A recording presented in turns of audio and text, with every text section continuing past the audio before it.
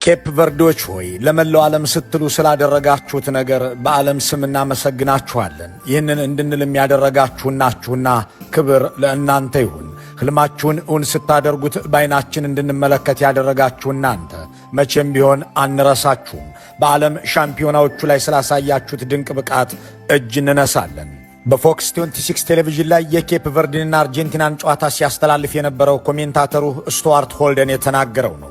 በእርግጥም ስለ ኬፕ ቨርዴ ሲሉ ጥቁሮች ሁሉ ያመሰግናሉ። ስለ ኬፕ ቨርዴ ሲሉ የእግር ኳስ ታዳሚያን ሁሉ ይደሰታሉ። ስለ ኬፕ ቨርዴ ሲሉ ሰዎች ከመቀመጫቸው ይነሳሉ፣ ባርኔጣቸውንም ያነሳሉ። ጆሐንስበርግ ላይ 50 ሰው ቢጠየቅ ምናልባትም 40ው ኬፕ ታውንን እንጂ ኬፕ ቨርዴን ላያውቅ ይችላል።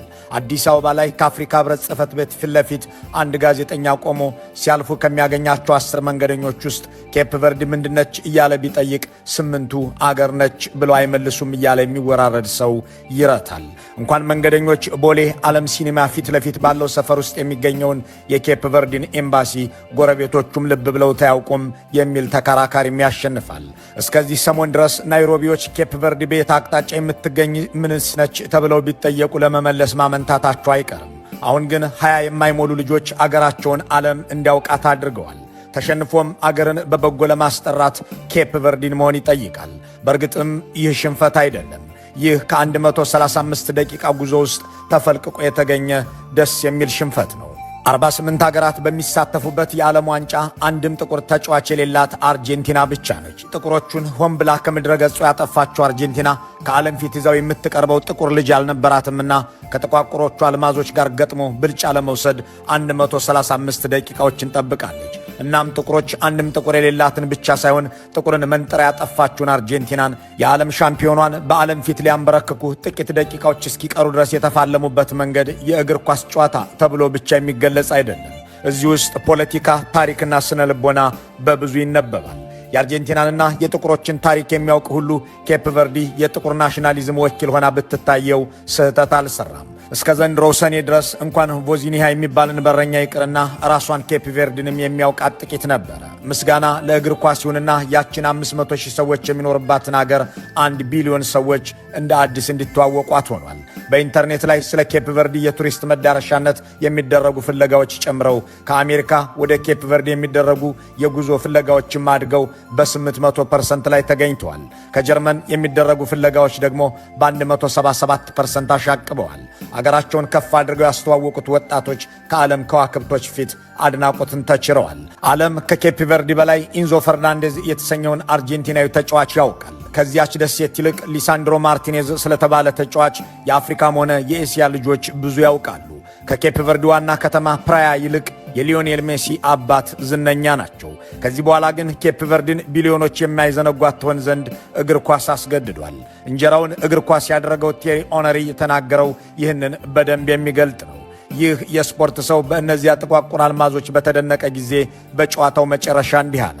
እነዚህ አስማታውያን በልባችን ላይ የድል አክሊል ደፍተውብናል። ታሪክ ትናንት ብቻ ሳይሆን ነገም ሲሆን ዛሬ ምሽት አይተናል። ትናንትም ነገም ዛሬም በኬፕ ቨርዴ ታሪክ ተሰርቷል። ማድረግ እችላለሁ ብለህ በውስጥ ስታምን ሊሆን የሚችለው ነገር በትክክልም ይኸው ነው። በእርግጥም ኦነሪ ልክ ነው። እግር ኳስን የማይወዱ ሁሉ ትናንት የሆነውን አይተው ማለፍ አይችሉም። እግር ኳስን እየወደዱ እንቅልፍ ያሸነፋቸው ጨዋታው የሚያመለጣቸው አፍሪካውያን ሁሉ አንዲት ትንሽ ሀገር ገዝፋ ስትታይ አልተመለከቱምና በጸጸት መቁሰል አለባቸው። ይህንን ውድ ምሽት ተዝናናሁበት የሚለው ዝላታን ኢብራሂሞቪች የደሴቲቱ ሕዝብ እነዚህን ብርቅ ልጆቹን በቀይ ምንጣፍ በጀግና አቀባበል እንኳን በደህና መጣችሁ ብሎ ሊቀበላቸው ይገባል ሲል የተሰማውም በዚሁ ምክንያት ነው።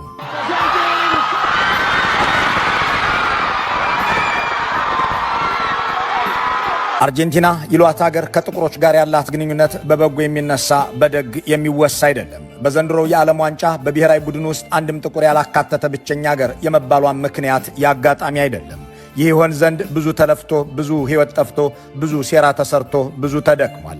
ኬፕ ቨርዴዎች ሆይ ለመላው ዓለም ስትሉ ስላደረጋችሁት ነገር በዓለም ስም እናመሰግናችኋለን። ይህንን እንድንልም ያደረጋችሁናችሁና ክብር ለእናንተ ይሁን።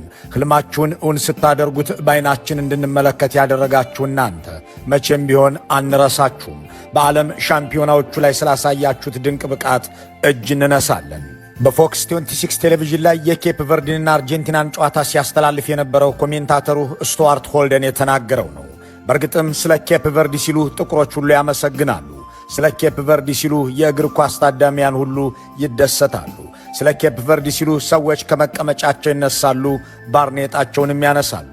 ጆሐንስበርግ ላይ 50 ሰው ቢጠየቅ ምናልባትም 40ው ኬፕ ታውንን እንጂ ኬፕ ቨርዲን ላያውቅ ይችላል። አዲስ አበባ ላይ ከአፍሪካ ህብረት ጽሕፈት ቤት ፊት ለፊት አንድ ጋዜጠኛ ቆሞ ሲያልፉ ከሚያገኛቸው 10 መንገደኞች ውስጥ ኬፕ ቨርዲ ምንድነች እያለ ቢጠይቅ 8ቱ አገር ነች ብለው አይመልሱም እያለ የሚወራረድ ሰው ይረታል። እንኳን መንገደኞች ቦሌ ዓለም ሲኒማ ፊት ለፊት ባለው ሰፈር ውስጥ የሚገኘውን የኬፕ ቨርዲን ኤምባሲ ጎረቤቶቹም ልብ ብለው ታያውቁም የሚል ተከራካሪም ያሸንፋል። እስከዚህ ሰሞን ድረስ ናይሮቢዎች ኬፕ ቨርዲ በየት አቅጣጫ የምትገኝ ምንስ ነች ተብለው ቢጠየቁ ለመመለስ ማመንታታቸው አይቀርም። አሁን ግን 20 የማይሞሉ ልጆች አገራቸውን ዓለም እንዲያውቃት አድርገዋል። ተሸንፎም አገርን በበጎ ለማስጠራት ኬፕ ቨርዲን መሆን ይጠይቃል። በእርግጥም ይህ ሽንፈት አይደለም። ይህ ከ135 ደቂቃ ጉዞ ውስጥ ተፈልቅቆ የተገኘ ደስ የሚል ሽንፈት ነው።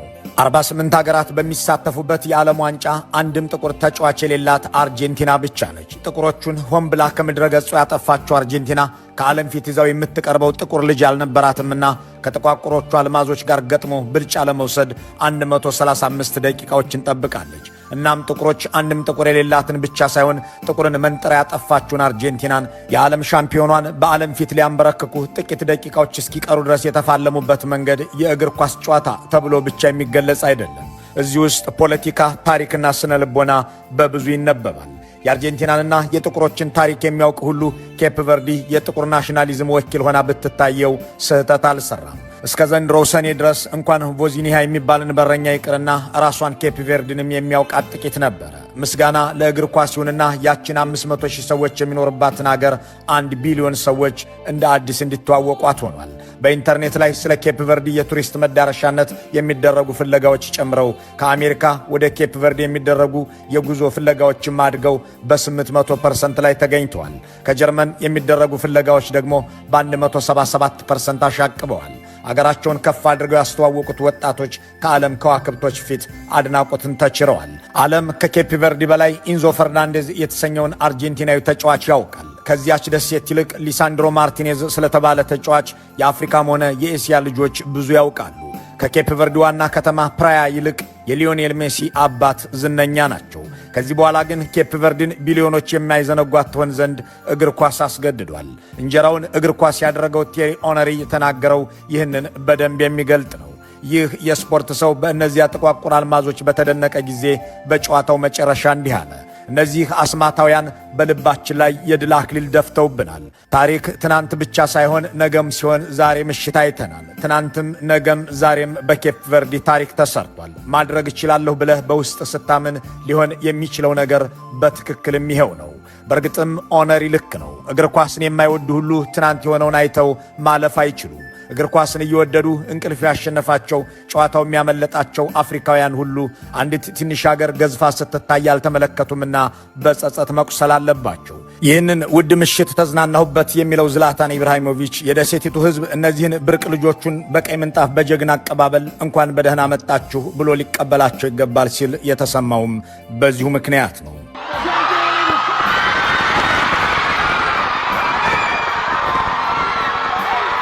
አርጀንቲና ይሏት ሀገር ከጥቁሮች ጋር ያላት ግንኙነት በበጎ የሚነሳ በደግ የሚወሳ አይደለም። በዘንድሮው የዓለም ዋንጫ በብሔራዊ ቡድን ውስጥ አንድም ጥቁር ያላካተተ ብቸኛ ሀገር የመባሏን ምክንያት ያጋጣሚ አይደለም። ይህ ይሆን ዘንድ ብዙ ተለፍቶ፣ ብዙ ሕይወት ጠፍቶ፣ ብዙ ሴራ ተሰርቶ፣ ብዙ ተደክሟል።